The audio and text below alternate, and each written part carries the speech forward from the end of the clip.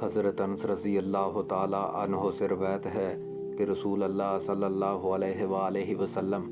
ایک ایسے درخت کے پاس سے گزرے جس کی پتیاں سوکھ گئی تھیں۔ آپ نے اس پر چھڑی مبارک ماری تو پتیاں جھڑ پڑیں۔ آپ صلی اللہ علیہ وآلہ وسلم نے فرمایا،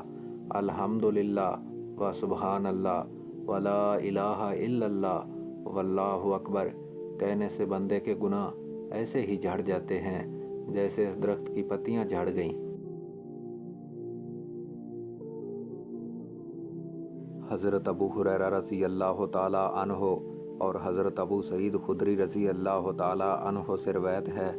کہ نبی کریم صلی اللہ علیہ وآلہ وسلم نے فرمایا، اللہ تعالیٰ نے 4 قسم کے جملے منتخب فرمائے ہیں، سبحان اللہ والحمد للہ ولا الہ الا اللہ واللہ اکبر۔ جو شخص سبحان اللہ کہے اس کے لیے 20 نیکیاں لکھی جاتی ہیں یا 20 گناہ معاف کر دیے جاتے ہیں۔ جو شخص اللہ اکبر اور لا الہ الا اللہ کہے اس کا بھی یہی ثواب ہے، اور جو شخص اپنی طرف سے الحمدللہ رب العالمین کہے اس کے لیے 30 نیکیاں لکھی جاتی ہیں یا پھر 30 گناہ معاف کر دیے جاتے ہیں۔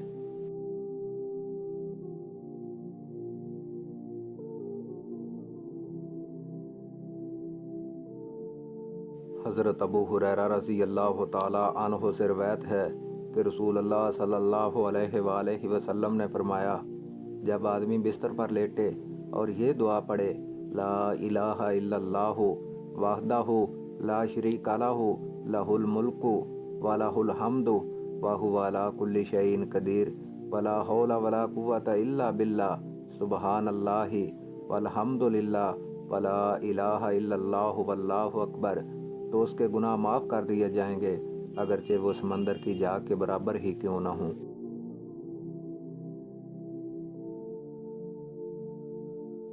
حضرت ابو ہریرہ رضی اللہ تعالی عنہ سے روایت ہے کہ رسول کریم صلی اللہ علیہ وآلہ وسلم نے ارشاد فرمایا، اپنی جنت کو لے لو۔ ہم نے عرض کیا، یا رسول اللہ حاضر دشمن سے؟ فرمایا، نہیں، بلکہ اپنی جنت کو دوزخ سے جدا کر لو اور کہو، سبحان اللہ والحمد للہ ولا الہ الا اللہ واللہ اکبر۔ بلا شبہ یہ کلمات قیامت کے دن مقدمات، موقبات اور نجات دہندہ بن کر آئیں گے، اور یہی باقیات صالحات ہیں۔ باقیات صالحات سے مراد وہ اعمال جو آدمی کے مر جانے کے بعد پیچھے رہ جائیں گے اور اسے ثواب پہنچائیں گے۔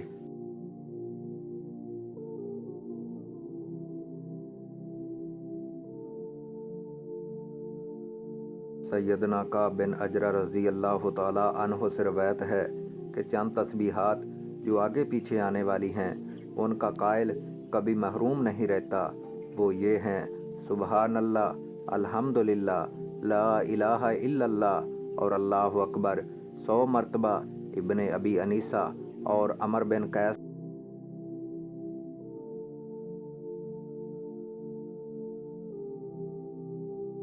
حضرت سمرہ بن جندب رضی اللہ تعالی عنہ سے روایت ہے کہ رسول اللہ صلی اللہ علیہ وآلہ وسلم نے فرمایا، اللہ کے نزدیک سب سے زیادہ محبوب کلمات 4 ہیں، سبحان اللہ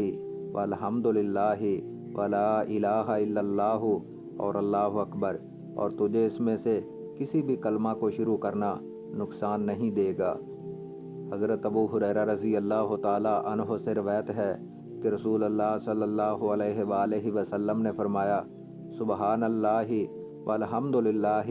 ولا الہ الا اللہ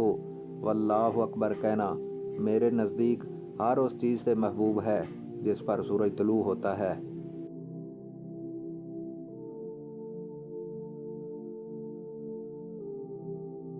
نبی کریم صلی اللہ علیہ وآلہ وسلم کے ایک آزاد کردہ غلام صحابی سے روایت ہے کہ نبی کریم صلی اللہ علیہ وآلہ وسلم نے ارشاد فرمایا،